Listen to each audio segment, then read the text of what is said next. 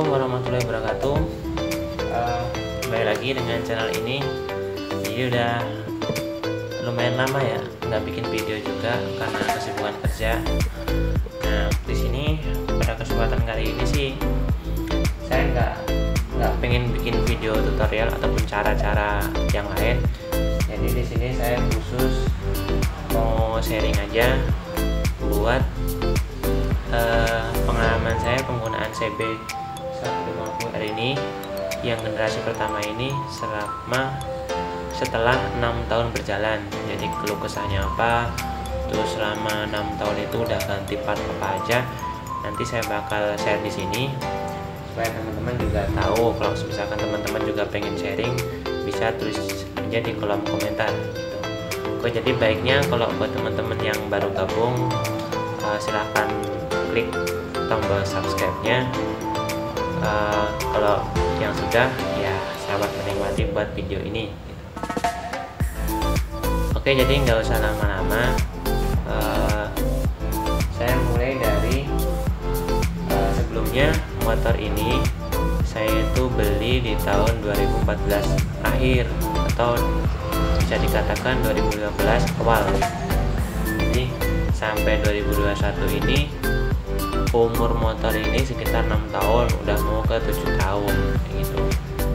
Nah, jadi selama usia yang segitu lama, motor ini udah banyak ganti partnya. Jadi langsung aja dari awal, kita bahas dari awal. Yang pertama dari lampu itu semenjak yang ori putus, saya udah ada sekitar 5-6 kali ganti lampu depan ini. Jadi pertama dulu saya belikan ori, cuman ori juga nggak lama, nggak kayak bawaannya ya. Terus kesini saya ganti pakai lampu mobil.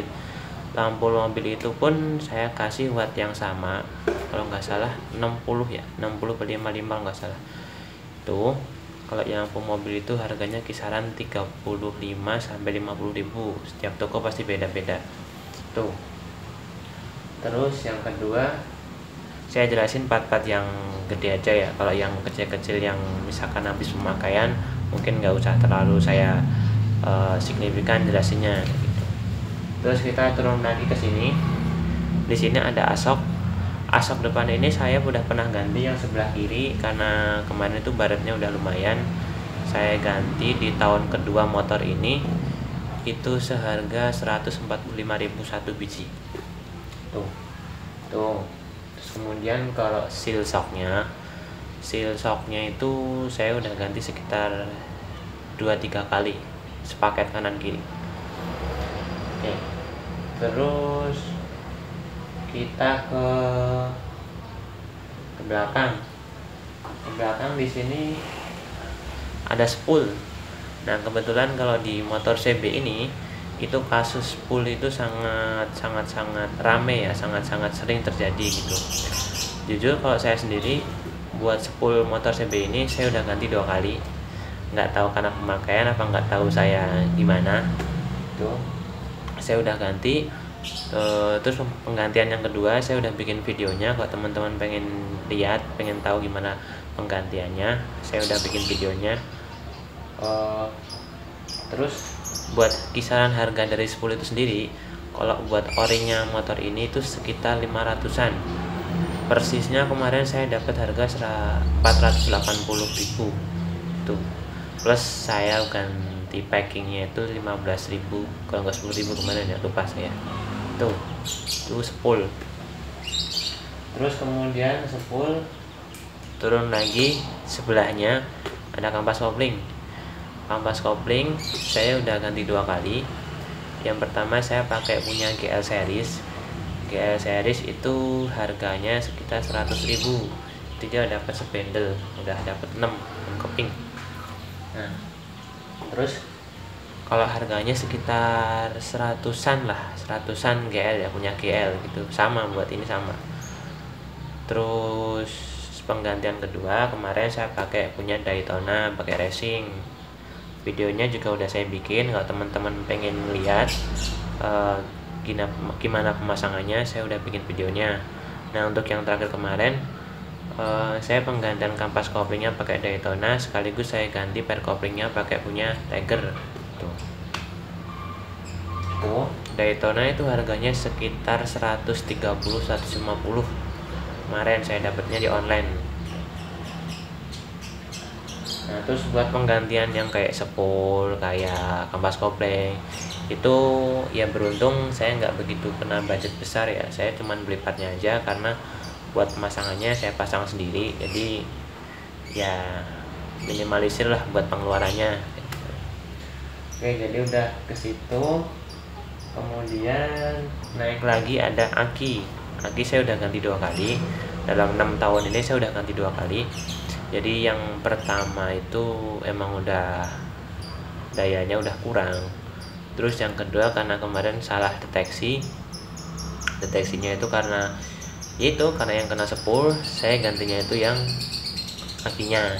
Nah, aki itu sendiri pertama saya kemarin beli punya GS yang GTZ 7S, itu harganya 380-an lah tuh.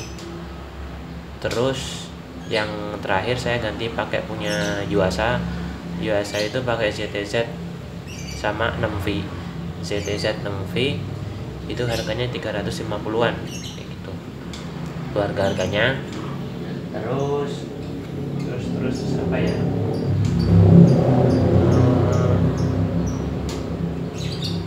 Oh ya, turun lagi di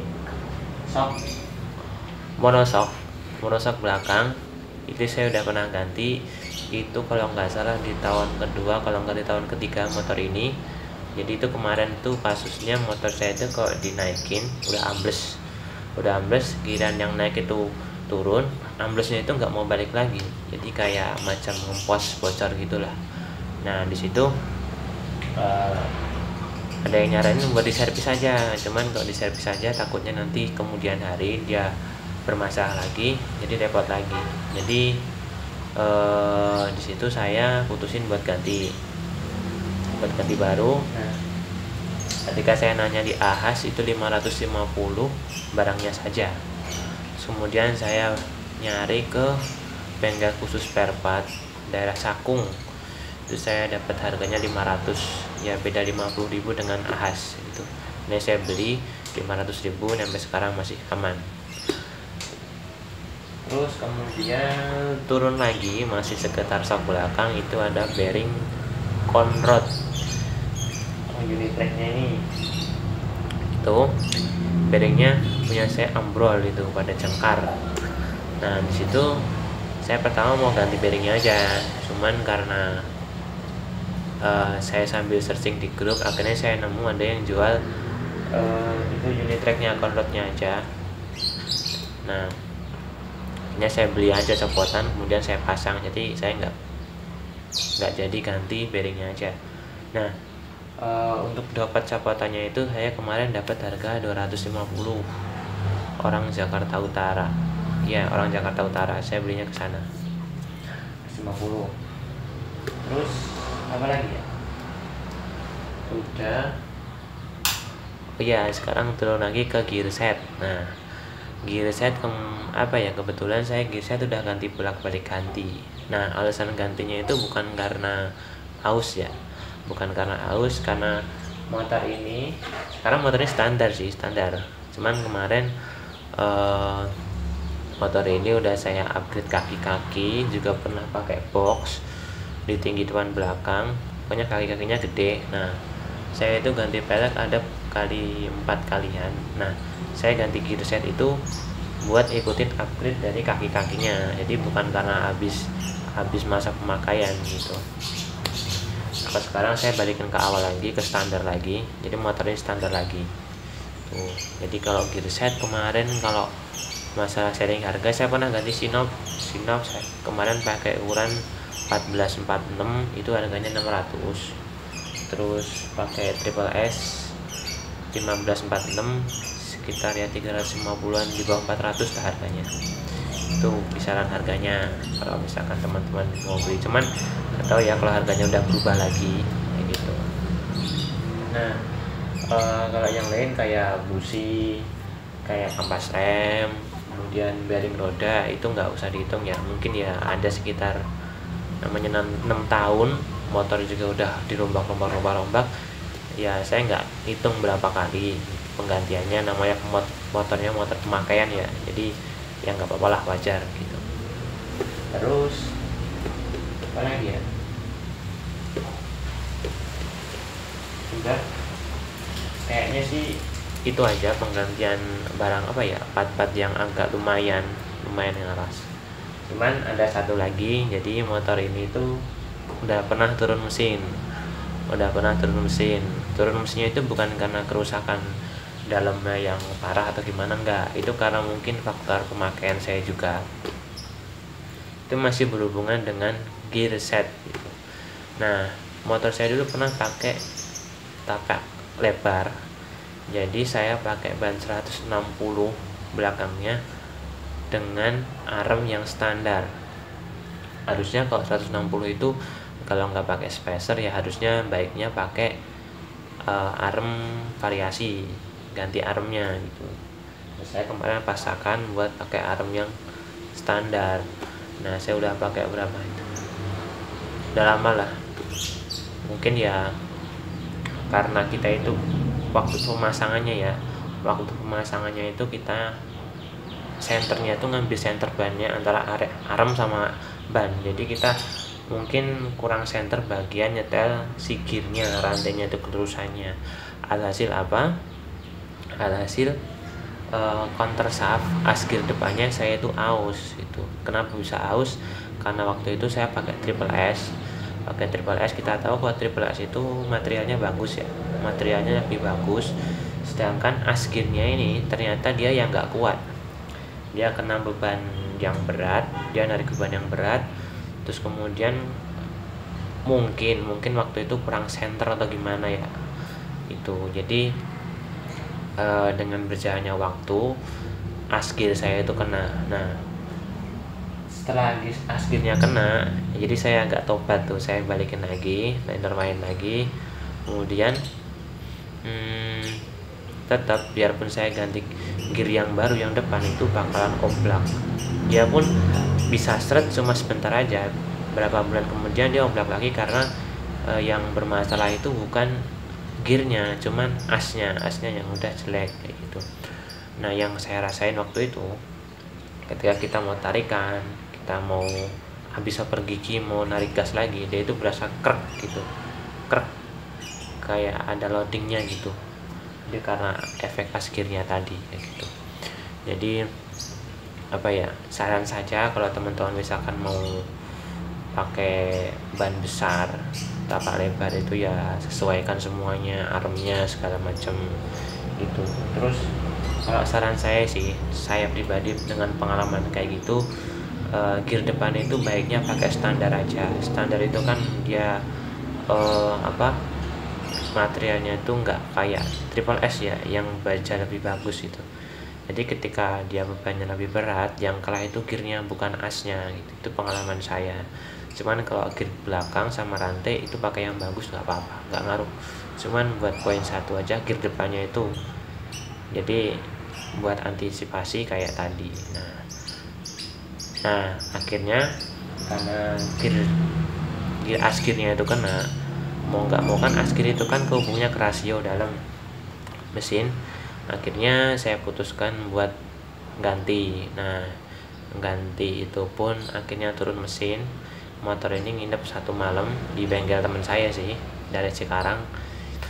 Terus ya alhamdulillah udah beres, sudah ganti. Kemarin saya dapat as gearnya itu copotan, masih bagus, harganya itu 150 kalau nggak salah, itu punya orang Bandung itu.